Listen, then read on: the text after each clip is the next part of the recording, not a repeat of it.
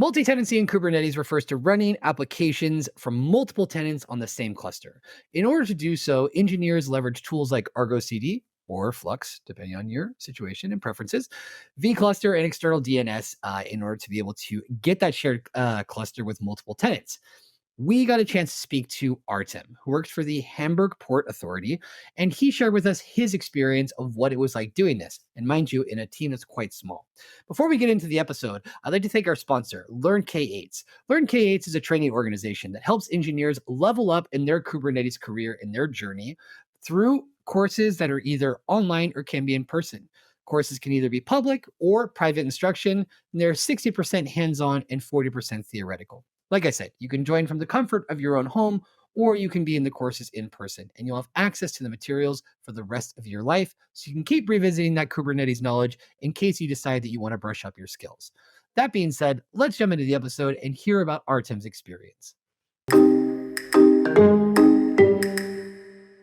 Artem, welcome to KubeFM podcast. Very nice to have you with us today. If you have a brand new Kubernetes cluster, which 3 tools would you install first? I would install first Cert Manager because I think it's essential for automating the management of TLS. If you're building MTLS certificates, is a crucial communication to secure. And I love Cert Manager. And if I deploy a new cluster, the first of my tools are Cert Manager. Then I also deploy today Argo CD for the declarative GitOps approach to delivery tools is essential of my point of view for platform engineers to develop the platform context, also to develop the customer software over the developer teams. And then the third tool, I think it's gonna be Kyverno as policy engine, lets you to manage and enforce policies across the cluster without writing complex admission control webhooks. And it's a nice advantage. So I think that are 3 tools that I would use. All right, just out of curiosity, every time a tool is chosen, there's maybe another alternative out there. Have you tried Flux when we're talking about GitOps, or have you also tried, OPA, Open Policy Agent, or OPA, depending on who you're talking to, Mhm. for on the policy side? Yes, both. I tried to use Flux if I started to working with GitOps. This was my first tool, and then I switched to Argo CD. And OPA I already used 2 or 3 years ago because you not can only handle your Kubernetes stuff, you also can do it for your VMs and everything like this. You have to write your Lego rules, and then you can apply it. But it's on Kubernetes, it feels more like through the chest, we call it in Germany. It's like, yeah, you rewrite a rule and you can't really have webhooks at the moment. Yes, they have a lot contributing work and they are like Kyverno, but not the same. You can do a lot, but first it was you write a rule and you can apply or deny. This was my experience with OPA, and so because of that, I switched to Kyverno because it's easier for the developer. Because I also working as a developer enabler for Kubernetes, and they only have to know Kubernetes manifests. And because of that, I will choose Kyverno today over OPA as a policy engine. And in terms of your work, can you just tell us a little bit more about who you are, what you do, where you're working? Yes, who am I? My name is Artem Lajko. I'm from Germany, living in Dortmund. And most people don't know Dortmund, but maybe you hear about it. We have a football team, Borussia Dortmund, BVB. Then we have And companies that's like why I know Adesso. Dortmund. Yeah. Then we have companies like Adesso founded in Dortmund, and we have a really high reputed technical university, the TU Dortmund. Yeah, where I also have my master degree from with focus on software development. I go with the flow. I think it's gonna be okay. Or I have a master degree in computer science with software development, infrastructure, and hardware engineering as topics. I started my cloud journey, I think, around about 2016. We have a project for object detection with deep learning during my bachelor degree, and at this point, my cloud journey starts. And most people ask me, they wondering how statistic and Python are related to the cloud native world and containers in 2016. And I said, yeah, we have the challenge of attaching GPU cores to processes to procedures and providing the data cores for each student in the research team. And we use at the moment, I think we use changeroot. It works semi-well as Linux tool to isolate processes. But at the time, Docker was spreading as a container engine, and we say, hey, let's write as a Docker wrapper and use a Docker engine to isolate it. And it's worked very well for this approach. And I see, wow, it's really nice. I looking into deeper into Docker and see how I can use Docker for different topics, for different approaches. But I found really fast the limitation of Docker at the time, such pod management, kernel sharing, and dependencies, no horizontal scaling if you're working on a host. Um, Yes, and because of that, I then deep dive into Docker Swarm, but Docker Swarm was in pain. I think it was 2018. I looked for orchestration solution, tried Docker Swarm, and realized that for the tool, it was nice. At the moment, then I appreciated Kubernetes the hard way to build your own PKI and think like this. And then it's early, but it's don't end up for me. With Kubernetes, I started to work with OpenShift 3.11 from Red Hat, which is based on Kubernetes or is a downstream project from that. And I learned hands-on with OpenShift with the 3.11 version. And then I also working with OpenShift 4, which is very different approach, but also nice to know. And then I think 2019 or 2020, I am deep dive into public cloud and use managed Kubernetes. And it was really nice because the focus changes from, I can run Kubernetes and nodes rotates them, what I'm going to build. And then it changes to what I'm building now. It's more like I'm building a platform for the developer. So the internal developer or platform engineering, you can call it how you like it. Different teams, different use different terms to describe the same things. And this is where I start to build with the developer approach. What we know today is an internal developer platform to act as enabler for self-service for developer and support them with new tools. If I have to, I think it's an large introduction, but let me brief summarize my career because I think also the people want to know how I learned the things, which way, and I have therefore always focused hands-on approach, failed quite often, sometimes more often on productive environment. Some customers don't think it was great at the first, but they were super grateful after because they become pioneers in these topics. First, they say, hey, new technology, I don't like it. You don't have much experience. But then they get pioneers and they like it. There was no other way at the moment, no proper documentation, no courses, hardly any experts to get on the market. So there were nothing else. But I tried out, but I saw the failures more as a learning, not as a failure. And I also use various learning platforms such as Udemy, CodeCloud, books, blogs to expand my knowledge or to understand why I have just deployed an anti-pattern at the moment.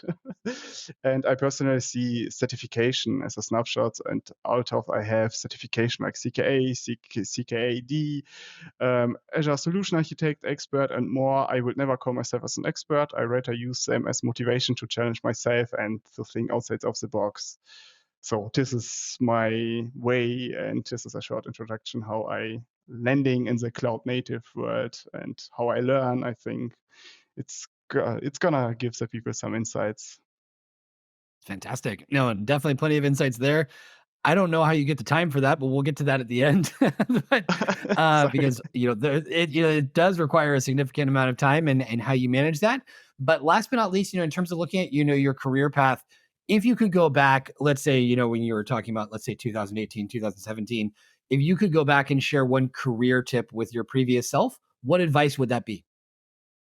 I think I would start earlier with using managed cloud services like Azure Key Vault to focus more on the productive work and now try to keep them alive and maintain all the services you need. I think I would do it earlier than I started because I started the hard way on-premise data centers where you have to deploy everything self-hosted and maintain it. So this would be, I think, a tip to my younger self. No, that's good. Now, we invited you today because you wrote an article about Kubernetes and multi-tenancy. Just, before we dive too much into the details, can you explain what multi-tenancy is in in Kubernetes and why you needed a multi-tenant cluster? In my opinion, multi-tenancy in Kubernetes refers to the concept of running application from multiple tenants, different teams, apartments, even clients or customers with the same Kubernetes cluster. But I think this definition hits very well for 2, 3 years ago. I think today multi-tenancy is more like an approach to provide further dedicated cluster. We manage cluster, but where the control plane runs on the managed cluster as a tenant, as Kamaji or Kubernetes platform, I think it's called KKP. So you can bring your own node pools. So I think the multi-tenancy approach changed how we see it 2 or 3 years ago and how you can establish it today. I think it's very important for teams if you have reduced resources or you have some sustainability topics from the up of your company. It's maybe be the right solution for you. Or if you, like us, want to give the newbies a cold start, it's also maybe good solution because we are working ticket based and ticket based is a pain. So you have to wait sometimes 1 or 2 weeks to get a new Kubernetes cluster on our on-premise infrastructure. So we are using this approach to give the newbies the same experience as on the dedicated cluster and to work to start very early, and they can destroy it. So I think for this is multi-tenancy maybe a reason to use it, Okay. like for And us. what tools Yeah, yeah. And so when you were at working with the Hamburg Port Authority, what were the tools that you used to share your cluster with several tenants? We are using Argo CD HR, the higher availability version, to manage the platform context and the fleets, like the external DNS, the cert manager.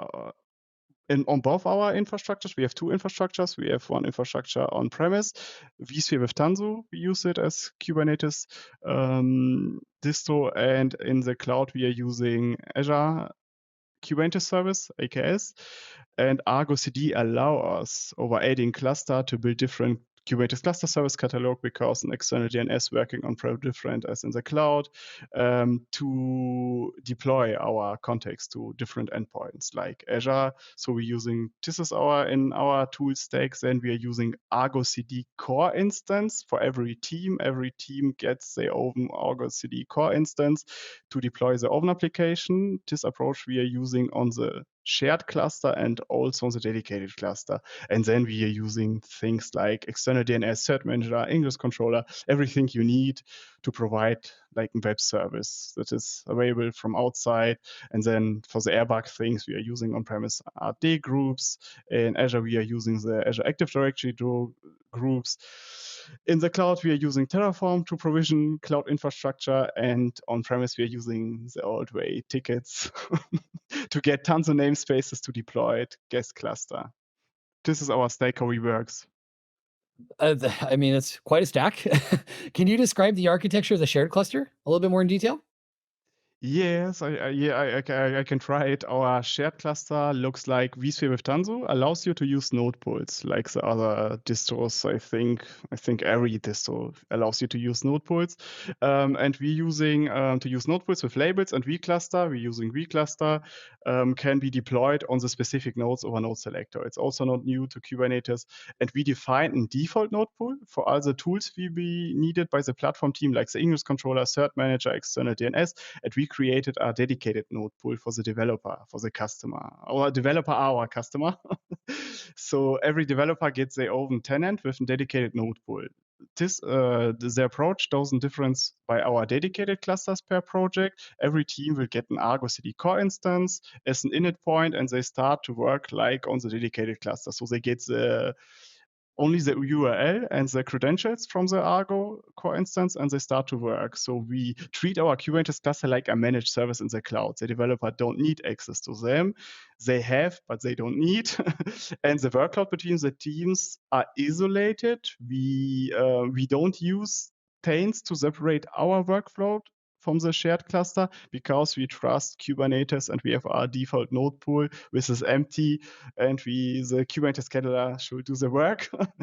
And yeah, we also reduce the stake on the shared cluster. We don't provide the same stake on the shared cluster like on the dedicated cluster. We reduce it, and we remove things like monitoring of the multi stakes, because if you have to handle this part also, you need a team which are not doing nothing else as maintaining the multi-tenancy approach, and we try to reduce it.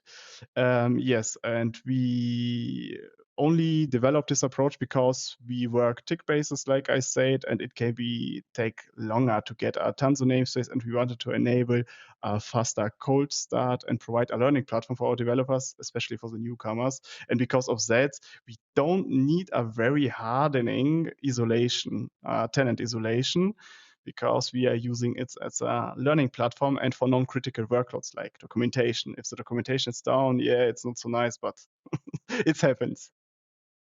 So, in terms of creating this multi-tenant setup, how long did it take from start to finish?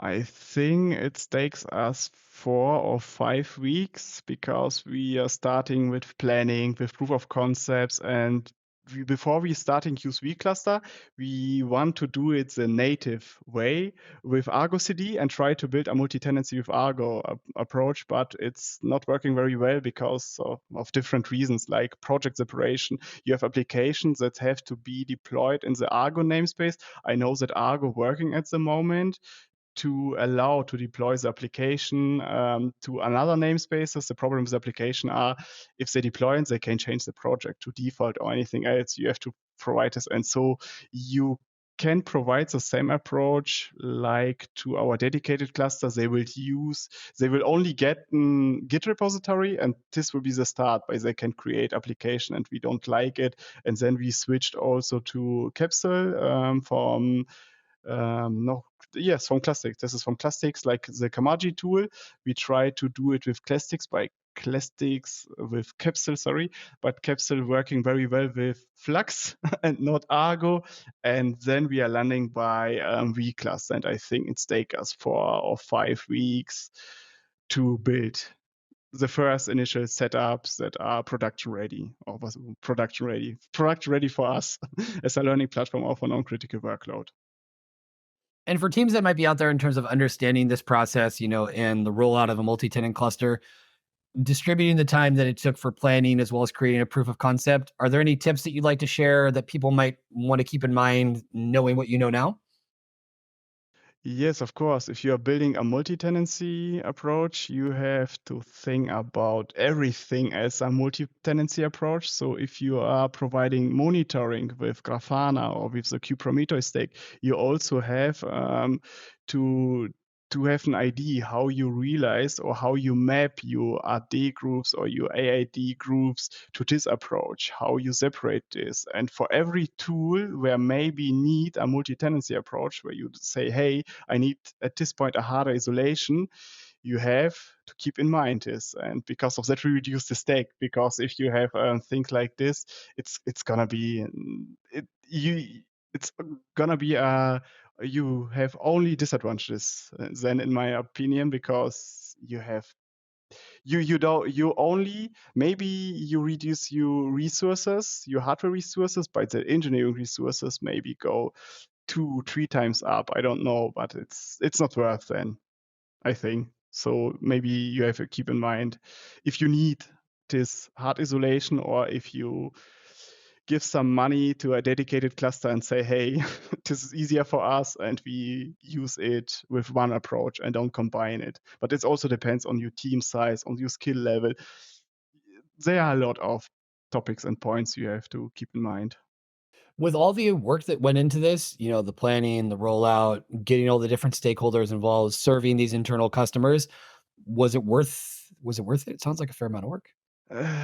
I like to experiment, to try new approaches. For this as a learning part, yes, or it's as a learning path, I would say yes. But if you use it to, like, or if you try this approach to use for isolated workloads, really hard isolated workload, not the soft multi-tenancy approach, but for the hard isolated, I think you have to keep more hours in. And I think then no, because yes, we reducing our resource reduction, like storage. I think we saved approximately, I don't know, about the projects, maybe 200-300 gigabytes. It's not much for the most companies. And we also reducing the wait, let me think. What are we also reducing? The engineering time is increased. It's not reduced, it's increased, because we have to maintain now two approaches and also a new tool like vCluster. It's also changed. It's also these own CVEs.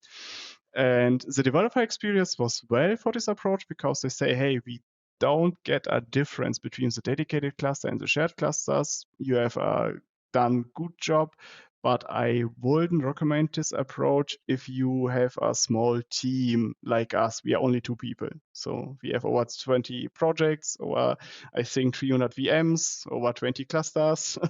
So, and if you try to maintain two approaches, it's not working very well. Also you like to work over 40 hours a week, like 16, then it's going to be make work, but it's not healthy. Definitely not.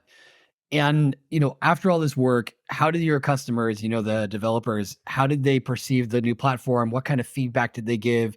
And, being a two-person team, how did you keep up with their requests once it had been, delivered in order to improve the platform? They like it because they have a similar feeling on the dedicated cluster, and the only difference they have is the login process against the cluster. So they have to log in versus the Kubernetes cluster and then against the virtual cluster, but it's not necessary. And the request we get, we handle it very easy. We creating a template so they can fork it. Then they can create a pull request. We approve it, and Argo do the work, because at the end we have Kubernetes manifest, and they do all the work. Like if they need a new virtual cluster for a project, then they create a ticket, get AD groups that we can map and everything like this, create a pull request, we approve it, and Argo CD do the work, and they get a new cluster. If they need something specific like the oven tools, they have to deploy it by themselves. We don't deploy things like RabbitMQ as a message broker for them. They have to do it itself. But if they need a new cluster, it's very easy. Fork, template, pull request, we approve it, and Argo, thanks GitOps and the declarative way, Argo do the work for us and keep in sync. Good. And, a controversial question, but more so just to figure out, what are the pros and cons, as there are trade-offs with every decision that has to be made. Would it have been easier just to have separate clusters instead of having a shared single cluster? I think for us, yes. I think for us, yes, because we're only 2 people and it's a lot of work. We disseminated it, and it's really a lot of work to maintain a second approach. And for us, yes, it's gonna be easy to have only one dedicated cluster approach. And in terms of, the next steps in the future, what are the plans around extending this setup? Do you envision the multi-tenant cluster evolving? What are your thoughts on that? Shut down the approach because we have an enterprise architect, and the enterprise architect said, hey, we use only one approach. We use a dedicated cluster approach, and we shut down every multi-tenancy. Also, if we waste resources at the moment, it's a stable thing for us to have one approach that we maintain and that we use to scale with the projects. Now, being a small team, two people, in terms of the knowledge that has to be acquired and shared, how do you keep up with all this? Like, I know in the beginning you mentioned about how you've learned, Kubernetes the hard way, you've looked at blogs, things like that. But in the process of building this, were you going to the Kubernetes documentation? Were you using Slack? How did you learn and keep up with all this? I used to keep up to date. I use blogs to see what's going on the market and what different people, companies are building, because this is, in my opinion, the fastest way to keep updated, because to publish a blog is very easy as to publish a book. um, then I use things like I'm using conferences like KubeCon as an exchange, also with my colleague, and keep up to date about the trends, about what other companies are building, how they failed, and what they are learning. We try to avoid the same errors, and this is the things like I'm learning or have I try to keep updated. But the most things are working over blogs and over exchange with experts. That's one thing. Another thing that I did want to ask though is that you seem very efficient in terms of consuming, finding and consuming these resources. How do you organize your time? Is like, all right, on Mondays, I'm going to go read a blog. On Tuesdays, I'm going to watch a talk that's on YouTube. How do you organize yourself in terms of structuring the acquisition of these topics? Very very easy for me because I have my working day and I also have from my company time to do something like in the working time. So if I need a certification or something like this, I say, hey, we don't have some urgent topics, so maybe I can have a 1/2 week to learn for things like this. Or if I don't have the time from the company, I use, I'm working, I think I start at 7, then I finish at 15 or 5 or Three? 3 Yep. p.m. 3 p.m. Yes, I have to. It's It's all 3 good. p.m. Yeah. 3 p.m. or sometimes 4 p.m. Then I make a rest, a nap, power nap. Then maybe I'm making some sports, and then I starting learning from 9 p.m. to maybe 20 to from 9 p.m. for 7 p.m. to 9 p.m. So this is how I work every day, 1 to 2 hours. And if you are having a flow, it's nothing special for the brain because it's like a workout to keep the new informations. Yeah, but you have also to suffer a lot with your private time. So sometimes my girlfriend say, "Hey, you I am waste." also here. I exist. Yeah, Yeah, that's important. That's very kind important. of. Yeah. It's very important. No, but I think there are different things there. One thing is, that organizations respect their employees and give them the resources that they need to do their jobs properly. And one of those things being time and also support regarding certifications. I also want to just a quick question. You mentioned sports. What kind of sports do you do?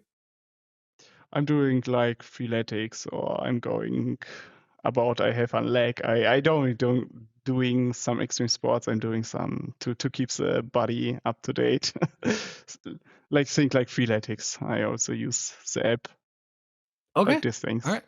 All right, good. No, the main thing is finding something that works for you, just like whether it's learning, also having something related to exercise can also be good. Now, what's next for you? Can we expect, further, knowledge sharing around the hard work being done by a two-person team for the Hamburg Port Authority? What do you want to do next?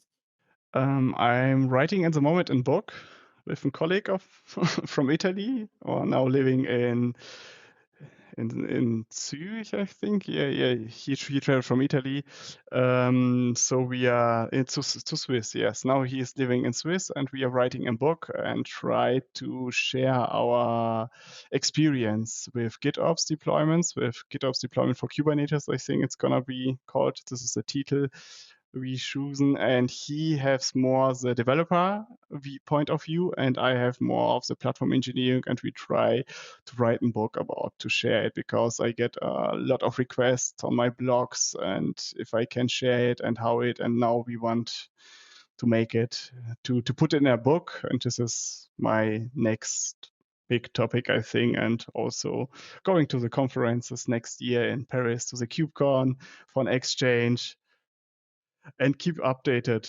keep learning, keep exchange, networking with teams, because we also are searching for a solution for managed Kubernetes like Kubernetes platform. So maybe we are the HPA are searching for a stable solution. At the moment, we are building a solution with a Kubernetes service catalog, we call it, but every open source tool have to be tested very well in the integration and things like this. And also we have some plans maybe to searching for a provider that will handle the platform engineering path like maybe I don't know if you hear about it, Giant Swarm, Adidas using it because they don't have platform engineers. They have, I think, over 4,000 developers, and Giant Swarm provided the Kubernetes clusters they needed. And we also may be going this way. So because of that, I also have deep insights in the cluster API provider that are using Cluster API in different ways, like Kamaji, like KKP, or like Giant Swarm. And the book, I don't want to put too much pressure on you, but when will that be coming out? I think in the mid of the next year, May or June. It depends. Okay, but still good. I mean, a tentative date. I don't want to hold you to it, but it's good just so that folks know that'll be coming out. And if people want to get in touch with you, what's the best way to do that? LinkedIn, direct message over LinkedIn. It's gonna be the shortest way and the easiest way. That's how we met. So I'm a witness that I can say that it works. It worked very well. Got a quick response. Anyway, Artem, thank you so much for your time and also for all the effort that you spend sharing knowledge. It's extremely helpful to have people like you in the ecosystem that are helping others level up. I look forward to your next steps when the book's coming out. Hopefully we can hear more about that and also cross paths in KubeCon in Paris. So in the meantime, take care and we'll see you soon. Thank you for the invitation. I try to contribute my way to the community. Keep up the great work. We'll see you soon. Cheers. Cheers.